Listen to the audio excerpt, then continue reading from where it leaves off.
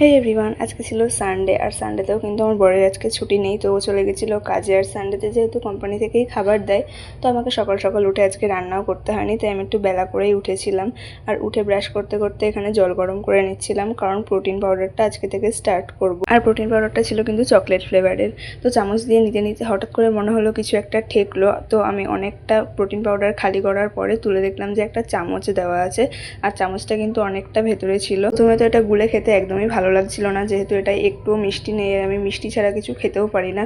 But এরকমভাবে আমাকে এখন থেকে অভ্যাস করে নিতে হবে। তবে অতটাও খেতে খারাপ লাগছিল না, কারণ এটা যেহেতু চকলেট ফ্লেভারের ছিল আর এটাই নিজের মনকে বুঝিয়ে খেয়ে নিয়েছিলাম। দেন তারপরে আমার ঘরের সমস্ত কাজ সেরে রান্নাবান্না চাপিয়ে দিয়েছিলাম, আমার একার মতো অল্প করেই কিছু করেছিলাম। দেন তারপরে চলে এসেছিলো আমার একটা মিন্ত্রার পার্সেল। আমি অর্ডার দিয়েছিলাম একটা জুতো। প্যাকেজিংটা তো বেশ ভালোই দিয়েছিল, আর জুতোটা খোলার পরে কালারটাও আমার খুব সুন্দর লেগেছিল। বাট সমস্ত কিছু ঠিক থাকলেও আমার পায়ে একদমই এটা ফিট আসেনি।